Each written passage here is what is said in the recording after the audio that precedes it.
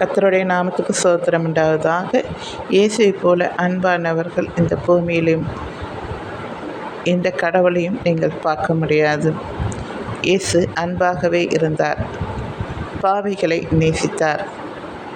வியாதி உள்ளவர்களை தொட்டு சுகமாக்கினார்.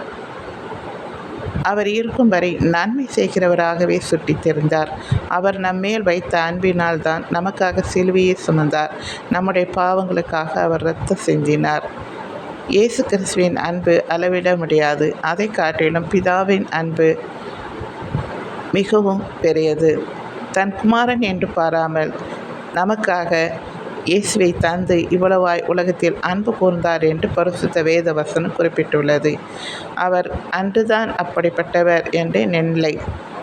அவர் நேற்றும் என்றும் மாறாதவர்.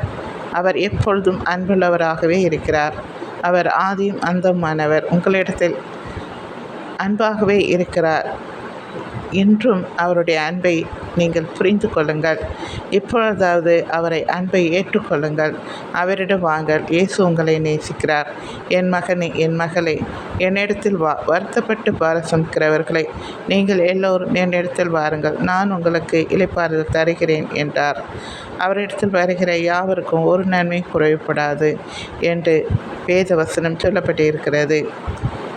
இயேசு உங்களை அழைக்கிறார். இந்த நாளிலேயாவது வருவாயா என் மகனே, என் மகளே என்று அவர் கூப்பிடும் நாளை பயன்படுத்தி கொள்ளுங்கள். கர்த்தரை கண்டடையத்தக்க சமயத்தில் அவரை தேடுங்கள். பிறகு சந்தர்ப்பம் வருமா வராதா என்று தெரியாது.